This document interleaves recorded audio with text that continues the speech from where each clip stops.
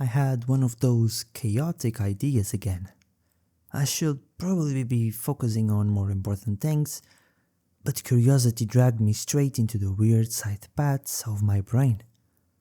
I wanted to see how well an open source model, one of those you can run on Ollama, will behave if we gave it a little world to explore.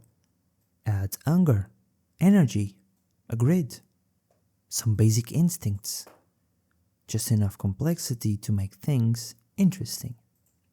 I was planning to build everything myself with the usual help from Geppetto, but then Google did the unthinkable.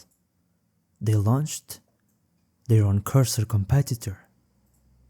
It's called Antigravity, and it completely derailed my plans, in the best way possible. I already had a rough project outline written down, but I hadn't actually read it yet. For the sake of science and chaos, I fed the plan directly to anti-gravity and let it take over. The execution was glorious.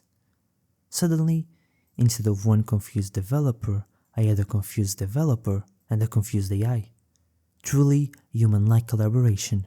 You could feel the desperation. I kept having to tell it, please continue.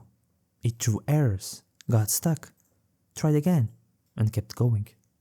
But the most interesting part, especially for someone who doesn't use cursor-style agents every day, was how it planned its own workflow. It created a task list. It updated that task list. It broke down steps. It reasoned about them. And in about an hour, we had a prototype, a running one. I only had to intervene here and there to align expectations. It was honestly hilarious watching it do my work while I sat back, laughing.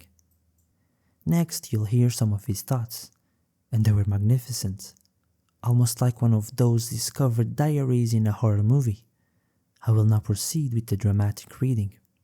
I'm frustrated. The output's still cut off, hiding my debugging prints. I desperately need to see those crucial debug statements, prompt length, and response status. I've hit a roadblock. Truncated output is still plaguing me, so I'm trying a new tactic. Instead of wrestling with the terminal, I'm redirecting all output to a debug output.txt file. I'm feeling good about this, so I will now transition to marking phase 4 as completed. This is perplexing, and I need to figure out why the model is failing to provide any content. I'm going to look into what might be causing that. This project, the Grid World or Grid Mind, still deciding, turns out to be a great testing ground. Antigravity gave me a lot of inspiration for the final version. Unfortunately for me, next time I'll be the one suffering. No frustrated AI, just a frustrated developer trying to get everything right. So when that video comes out, where I explain my little simulation game idea, don't miss it. It's going to be fun, chaotic, and extremely nerdy. I also want to test multiple models inside the simulation to see how each one behaves. So yes, there will be benchmarks for all the statistic lovers.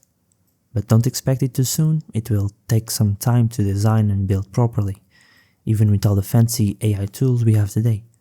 If you enjoy these spontaneous experiment style videos, leave a like and tell me in the comments. And as always, I'll see you in the next dimension.